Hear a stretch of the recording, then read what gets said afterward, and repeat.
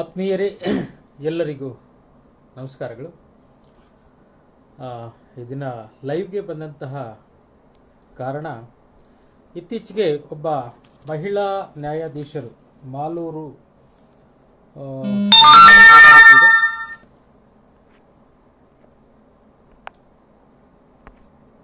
ಆಕೆ ನ್ಯಾಯಾಧೀಶರಾಗಿ ಸಣ್ಣ ವಿಷಯವನ್ನ ಅಲ್ಲೇ ಬಗೆಹರಿಸಿಕೊಳ್ಬೋದಾಯಿತು. ಒಬ್ಬ ನ್ಯಾಯಾಧೀಶಿಯಾಗಿ ಕ್ಷಮಿಸುವಂತಹ ಗುಣ ಇರಬೇಕು. ಕರುಣೆ, ಮಮತೆ, ಪ್ರೀತಿ ಇವೆಲ್ಲ ತುಂಬಿಕೊಂಡಿದ್ರೇ ಒಬ್ಬ ನ್ಯಾಯಾಧೀಶಿಯಾಗಿ ಕಾರ್ಯನಿರ್ವಹಿಸಲು ಸಾಧ್ಯ. ಒಬ್ಬ ಹುಡುಗ ಏನೋ ಕೈ ತೋರಿಸ್ತಾ ಎಂಬಂತಹ ಕಾರಣಕ್ಕೆ ಆಕೆ ತನ್ನ ದರ್ಪವನ್ನ, ಅಧಿಕಾರದ ದರ್ಪವನ್ನ ತೋರಿಸಿರ್ತಕ್ಕಂಥದ್ದು ಮೇಲ್ನೋಟಕ್ಕೆ ಜಾಲತಾಣಗಳಲ್ಲಿ ಆ ವಿಡಿಯೋ ಒಂದು ವೈರಲ್ ಆಗಿರ್ತಕ್ಕಂಥದ್ದು ನಾವು ನೀವೆಲ್ಲ ಗಮನಿಸಿದ್ದೀವಿ. ಒಬ್ಬ ನ್ಯಾಯಾಧೀಶೆ ಸಹ ಈ ರಾಜ್ಯದ, ಈ ದೇಶದ ಒಬ್ಬ ಪ್ರಜೆ.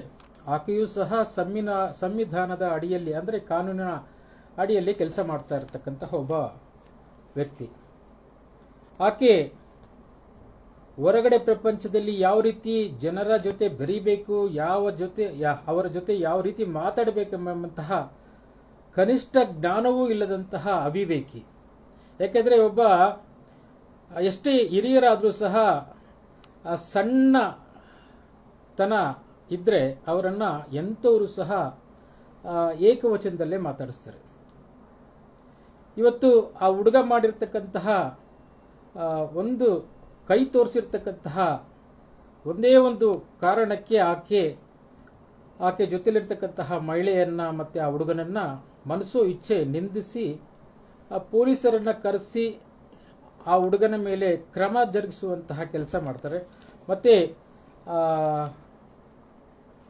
ಬಹಿರಂಗವಾಗಿ ಎಲ್ಲರ ಎದುರು ಆಕೆ ಏಕವಚನದಲ್ಲಿ ಆ ಹುಡುಗನನ್ನ ನಿಂದಿಸ್ತಾರೆ. ಇಂತಹ ಮಹಿಳೆಯರು, ಅಂದ್ರೆ ಇಂತಹ ಉನ್ನತ ಅಧಿಕಾರದಲ್ಲಿರ್ತಕ್ಕಂತಹ ನ್ಯಾಯಾಧೀಶಿಯಾಗಿ ನೂರಾರು ಜನಕ್ಕೆ ಒಳ್ಳೆಯದನ್ನ ಬಯಸಬೇಕಾದಂತಹ ಒಬ್ಬ ನ್ಯಾಯಾಧೀಶೆ ಆಕೆ ಮಾಡಿರ್ತಕ್ಕಂಥದ್ದು ನಿಜಕ್ಕೂ ಅಕ್ಷಮ್ಯ ಅಪರಾಧ. ಕೂಡಲೇ ಆಕೆಯನ್ನ ಸೇವೆಯಿಂದಲೇ ವಜಾಗೊಳಿಸಬೇಕು, ಅಮಾನತುಗೊಳಿಸಬಾರದು. ಏಕಾಏಕಿ ಆಕೆ ಮಾಡಿರ್ತಕ್ಕಂತಹ ತಪ್ಪು ಉಳಿದಂತಹ ಅಧಿಕಾರಿಗಳಿಗೂ ಸಹ ಒಂದು ಪಾಠ ಆಗಬೇಕು. ಇವತ್ತು ಎಷ್ಟೋ ಜನ ಉನ್ನತ ಅಧಿಕಾರಿಗಳು ತಮ್ಮ ದರ್ಪವನ್ನು ತೋರಿಸುವಂಥದ್ದು ನಾವು ಗಮನಿಸಿದ್ದೇವೆ. ಇವತ್ತು ಆ ಒಂದು ವಿಡಿಯೋ ಹೊರಗಡೆ ಬಂದಿದ್ದರಿಂದ ಇವತ್ತು ಆಕೆಯ ಒಂದು ಮನಸ್ಸು ಯಾವ ರೀತಿ ಇದೆ ಎಂಬಂಥದ್ದು ಜನತೆಗೆ ತಿಳಿದಿದೆ. ಇಂತಹ ಅನೇಕ ಘಟನೆಗಳು ನಾಡಿನೆಲ್ಲೆಡೆ ನಡೀತಾ ಇರ್ತವೆ, ಆದರೆ ಬಯಲಿಗೆ ಬರೋದಿಲ್ಲ. ಖಂಡಿತ ಯಾರು ಆ ವಿಡಿಯೋವನ್ನು ಮಾಡಿದ್ದಾರೆ ಅವರಿಗೆ ತುಂಬ ಧನ್ಯವಾದಗಳನ್ನು ತಿಳಿಸಬೇಕು. ಯಾಕಂದರೆ ಒಬ್ಬ ನ್ಯಾಯಾಧೀಶೆಯ ಮುಖವಾಡ ಯಾವ ರೀತಿ ಇದೆ ಎಂಬುದನ್ನು ತೋರಿಸ್ಕೊಟ್ಟಿದ್ದಕ್ಕೆ. ಒಂದು ವೇಳೆ ಆ ಹುಡುಗ ಮನಸ್ಸು ನೊಂದು ಏನಾದರೂ ಜೀವಕ್ಕೆ ಅಪಾಯವನ್ನು ಮಾಡಿಕೊಂಡಿದ್ರೆ ಅದಕ್ಕೆ ಯಾರು ಹೊಣೆ ಹಾಕಬೇಕಾಗಿತ್ತು? ಈಕೆಯೇ ಹೊಣೆ ಆಗ್ತಾ ಇದ್ರಲ್ವಾ? ಇವತ್ತು ಆ ವಿಡಿಯೋ ಇರೋದ್ರಿಂದ ನಮಗೆ ಒಂದು ಸಾಕ್ಷಿ ಸಮೇತ ಆಕೆಯ ಒಂದು ದರ್ಪ, ದೌಲತ್ತು, ದೌರ್ಜನ್ಯ ಎಲ್ಲ ತಿಳಿದಂತಾಗಿದೆ. ಆಕೆಯ ವಿರುದ್ಧ ಮುಖ್ಯ ನ್ಯಾಯಮೂರ್ತಿಗಳು ಕೂಡಲೇ ಕಾನೂನು ಕ್ರಮ ಜರುಗಿಸಿ ಆಕೆಯನ್ನ ಸೇವೆಯಿಂದ ವಜಾಗೊಳಿಸದೆ ಹೋದರೆ ಇದೇ ಆಗಸ್ಟ್ 5ರಂದು ಬುಧವಾರ ಬೆಳಗ್ಗೆ 11 ಗಂಟೆಗೆ ಫ್ರೀಡಂ ಪಾರ್ಕ್ನಲ್ಲಿ ಕನ್ನಡ ಪರ, ದಲಿತ ಪರ, ರೈತ ಪರ, ಮಹಿಳಾ ಪರ, ಚಾಲಕ ಪರ, ಹೀಗೆ ಹಲವಾರು ಸಂಘಟನೆಗಳನ್ನು ಒಗ್ಗೂಡಿಸಿಕೊಂಡು ಒಂದು ದೊಡ್ಡ ಮಟ್ಟದ ಹೋರಾಟಕ್ಕೆ ಕರೆಯನ್ನು ಕೊಡ್ತಾ ಇದ್ದೀವಿ.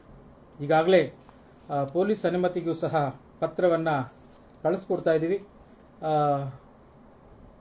ಇವತ್ತು ಸಮಾಜವನ್ನು ತಿದ್ದಬೇಕಾದಂತಹ ಉನ್ನತ ಅಧಿಕಾರಿಗಳು ಈ ರೀತಿ ನಡ್ಕೊಂಡ್ರೆ ಜನಸಾಮಾನ್ಯರಲ್ಲಿ ಬಹಳ ಕಷ್ಟ ಆಗ್ತದೆ. ಆ ನೊಂದಂತಹ ಹುಡುಗ ಏನಾದರೂ ಹೆಚ್ಚು ಕಮ್ಮಿ ಆಗಿದ್ರೆ ಇವತ್ತು ಜವಾಬ್ದಾರಿ ಯಾರು ಎಂಬುದನ್ನು ನಾವು ಅರಿತುಕೊಳ್ಬೇಕಾಗ್ತದೆ. ಕೂಡಲೇ ಆ ಮಾನವೀಯತೆಯ ಲಕ್ಷಣಗಳೇ, ಗುಣಗಳೇ ಇಲ್ಲದಂತಹ ಆ ನ್ಯಾಯಾಧೀಶೆ ಯಾರು ಮಾಲೂರಿನ ನ್ಯಾಯಾಧೀಶೆ ಗಾಯತ್ರಿ ಅವರನ್ನು ಕೂಡಲೇ ಸೇವೆಯಿಂದ ವಜಾಗೊಳಿಸಬೇಕೆಂಬಂತಹ ನಿಟ್ಟಿನಲ್ಲಿ ಆಗಸ್ಟ್ 5ರಂದು ಫ್ರೀಡಂ ಪಾರ್ಕ್ನಲ್ಲಿ ಒಂದು ದೊಡ್ಡ ಮಟ್ಟದ ಪ್ರತಿಭಟನೆಗೆ ಕರೆಯನ್ನು ಕೊಟ್ಟಿದ್ದೀವಿ. ದಯವಿಟ್ಟು ಎಲ್ಲ ಹೋರಾಟಗಾರರು, ಕನ್ನಡಿಗರು, ಹಾಗೆ ಸಾರ್ವಜನಿಕರು ಹೆಚ್ಚಿನ ಸಂಖ್ಯೆಯಲ್ಲಿ ಬಂದು ಭಾಗವಹಿಸಿ ಆ ಹೋರಾಟವನ್ನು ಯಶಸ್ವಿಗೊಳಿಸಬೇಕಂತ ತಮ್ಮಲ್ಲಿ ಕಳಕಳಿಯಿಂದ ಮನವಿ ಮಾಡ್ಕೊಳ್ತೀನಿ. ನಮಸ್ಕಾರ.